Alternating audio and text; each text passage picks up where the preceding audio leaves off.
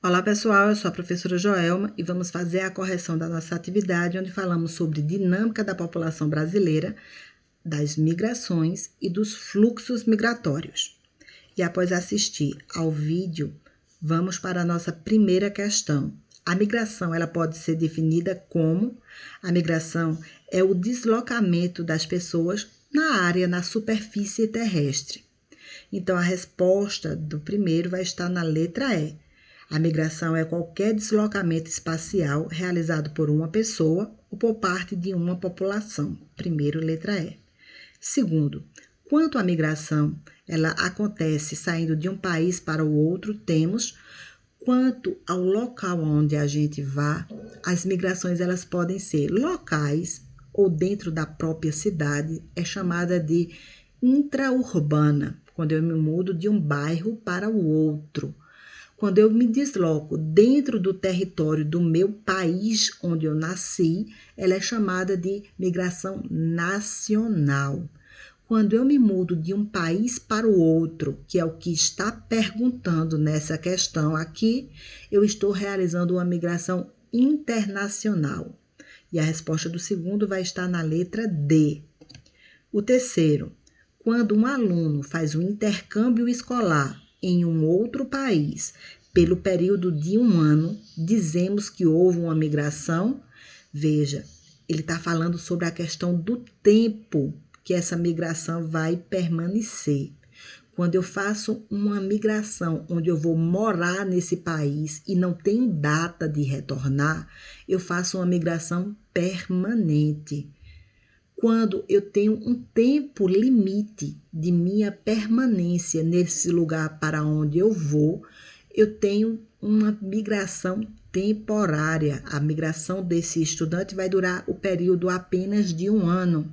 Eu tenho o tempo de início e de fim dessa migração, então ela é temporária. Resposta do terceiro, letra C. Migração pendulares são as migrações pendulares, são aquelas que nós fazemos diariamente para atender a uma necessidade que pode ser de estudo, de trabalho, de lazer, de esporte. Então, a resposta do quarto vai estar na letra E. São movimentos diários onde os trabalhadores saem do seu local de residência e vai até o seu local de trabalho. No fim do dia, ela retorna ao seu lugar de residência. Então, a resposta do quarto na letra E. O quinto, na década de 60 e de 70, os maiores fluxos migratórios no nosso país era: na década de 60, estava acontecendo uma grande seca no Nordeste. Em contrapartida, também estava havendo uma revolução na agricultura, com a implantação de novas técnicas, adubos, fertilizantes e também o uso de maquinários. Tudo isso fez que boa parte dos trabalhadores rurais ficassem desempregados. Já em contrapartida, no Sudeste, estava havendo uma grande industrialização, o que abriu várias vagas de trabalho. Então, o fluxo maior foi saindo do Nordeste e indo em direção ao Sudeste. E a resposta do quinto vai estar na letra D. Na década de 70 e de 60, o maior fluxo migratório foi da região Nordeste em direção ao Sudeste, tendo como motivação a seca, que era um fator de expulsão, e tendo como fator de atração a industrialização que estava havendo no Sudeste. O sexto muda já, agora é na década de 70 e de 80. O fluxo migratório que mais se destacou em nosso país nesse período, nessas décadas, foi justamente os saindo da região sul e sudeste, indo em direção à região norte do nosso país. Por que eles iam para o norte? Porque lá estava sendo criada a Zona Franca de Manaus, onde as indústrias não iam pagar impostos. Então, eles se dirigiam para lá. Foram criadas ou foram mudadas, transferidas várias indústrias para a região de Manaus e havia vagas de trabalho na região norte. Já na região centro-oeste, o governo implantou um programa de estímulo à agroindústria. Ele financiava a compra de maquinários e também sementes, adubos, fertilizantes, para que aumentasse a produção agrícola, já que tinha um mercado internacional interessado em nossos produtos, no que era produzido pela agricultura aqui do Brasil. Então, nessas décadas se destacou esse fluxo migratório da região sul e sudeste para a região norte e centro-oeste. E a resposta do sexto vai estar na letra A. O sétimo, você deve observar o mapa abaixo e assinalar a alternativa errada. Então, vamos ter uma alternativa errada no que diz respeito à população brasileira. É importante a gente salientar que quando a gente vê um mapa aqui, onde se destaca as cores, a gente deve perceber que quanto mais for escura a cor, maior é o dado que ele quer informar. E como ele está dando aqui a densidade demográfica do Brasil, então quanto mais escura a cor, maior a quantidade de pessoas por quilômetro quadrado naquela região mais escura. Só de a gente ver esse mapa, a gente percebe que a população brasileira não está distribuída de forma igual. Ela tem uma concentração populacional, onde tem mais gente por pessoa por quilômetro quadrado, aqui na região sudeste, na região nordeste e um pouco mais na região sul do que, por exemplo, na região norte, que está toda clarinha. Entendido assim? Então, vamos ver as alternativas e ver aquela que é falsa, porque ele pediu para assinalar a alternativa errada. A região mais densamente povoada é o sudeste? Verdadeiro. A população do Brasil ela está distribuída de maneira uniforme, ou seja, de forma igual em todo o território brasileiro? Errado. A gente tem regiões que é mais povoada e outras que não. A região da Amazônia, devido à floresta, é um verdadeiro vazio demográfico, ou seja, tem poucas pessoas por quilômetro quadrado? Isso é verdadeiro. Todas as afirmativas estão corretas? Não. Então, vamos ficar aqui com a resposta da letra B para a sétima questão. O oitavo, o programa Bolsa Família e a lei de cotas são exemplos de ações do governo que buscam.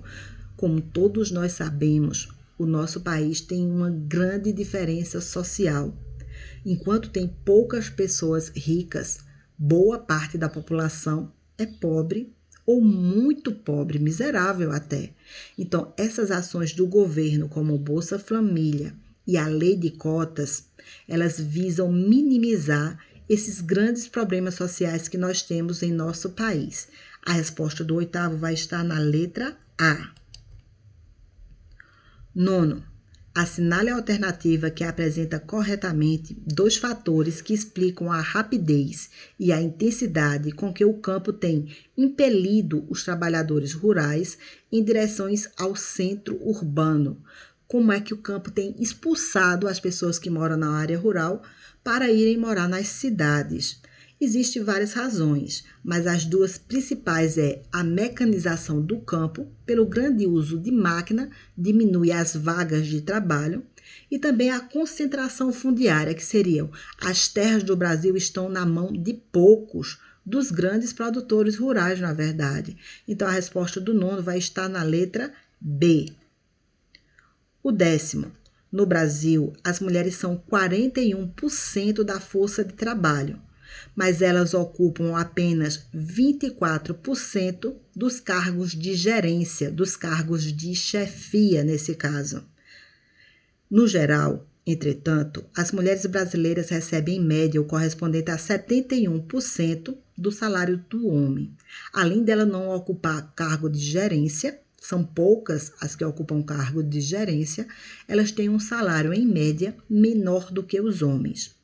Essa diferença é mais gritante nas funções menos qualificadas. Os estudos mostram que no universo do trabalho, as mulheres ainda são preferidas para as funções de rotina, aquelas funções mais simples, onde os movimentos são repetitivos. De cada 10 pessoas afetadas pelas lesões de reforço repetitivo, né, ALER, 8 são mulheres. Então, por aqui a gente pode perceber que a mulher é tratada da mesma forma que o homem no mercado de trabalho? Não, né? Afinal, ela não recebe os cargos de gerência e tem um salário menor. O salário da mulher é o mesmo que os homens, desde que exerça a mesma função de trabalho? Não, na verdade, ela tem um salário menor. Mesmo com as mesmas qualificações que os homens, as mulheres no Brasil ocupam muito menos cargos de chefia e de gerência? Isso, infelizmente, é uma verdade. E a resposta para a nossa 10ª questão vai estar na letra C. 11. Analise as afirmativas abaixo e assinale como verdadeira ou falsa. Na sequência correta, ali embaixo a gente deve assinalar. As diferenças no tratamento entre homem e mulher é dado pela sociedade em que vivemos, sendo que as mulheres são mais ligadas aos cuidados com os outros e o homem ainda se mantém preso ao valor de lugar de provedor. Isso é uma verdade. As mulheres é dado a comprar os cuidados domésticos, os cuidados com as pessoas que estão doentes, enquanto que o homem é visto como o provedor da casa, aquele que mantém a casa. Letra B. Podemos afirmar que a sociedade brasileira ainda é machista, visto que a nossa sociedade ainda discrimina a mulher no seu ambiente de trabalho? Isso também é verdadeiro. Então, temos aí 2 V's já. Hoje em dia, é comum homens e mulheres dividirem as atividades domésticas, assim como os cuidados com os filhos e a sua educação de forma igualitária? Infelizmente, não. Infelizmente, esses cuidados com a casa, os trabalhos domésticos e com os filhos, geralmente é dito como responsabilidade da mulher. Então, temos 2 V e um F. Letra D. A entrada da mulher no ambiente de trabalho garantiu a ela não só independência econômica, mas também igualdade de tratamento em relação aos homens? Não, infelizmente não, né? Então, 2 V, 2 Fs. Homens e mulheres não são vistos de forma igual. É cobrado da mulher ser mais contida sexualmente, exercer as tarefas mais ligadas ao trabalho do outro e valorizar a maternidade. Isso é verdadeiro. E o último, a entrada da mulher no mercado de trabalho trouxe também consequências negativas devido à dupla jornada de trabalho enfrentada pela maioria das mulheres. Então, esse também vai ser verdadeiro, então ficamos 2 V's, 2 F's e 2 V's. E a resposta vai estar na letra B. Com isso, terminamos a nossa correção. Até o nosso próximo encontro, pessoal.